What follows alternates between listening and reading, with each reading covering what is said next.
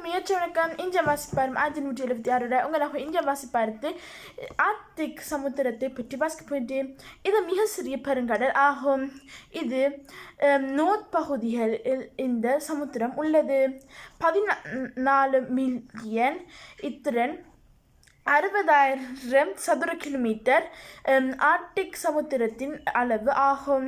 இதன் நாடுகள் கிரீன்லாந்து, ஈஸ்லாந்து என்ற நாடுகள் ஆர்க்டிக் சமுத்திரத்துக்கு மேலே உள்ளது. இது நார்த் போலுக்கும் பக்கத்து ஓடுகிறது. 5669 மீட்டர் இது கீழே போகின்றது. இந்த நீர் மூலம் வெப்பங்களும் நடத்த முடியும். ஏனென்றால் சூழ்நிலையில் இருந்து வரும் வாகனத்தில் இருந்து கார்பன் டை ஆக்சைடு நோர்த் போலில் இருக்கிற ஐஸை குறைத்து இதை ஆர்க்டிக் சமுத்திரத்தில் வந்து பின்பு அடுத்த சமுத்திரங்களுக்கு வந்து நாடுகளுக்கு வெப்பத்தை கொடுக்கிறது. இந்த சமுத்திரமும் மிகவும் நீளமாக இருக்கும் என்று அழைக்கப்படுகிறது.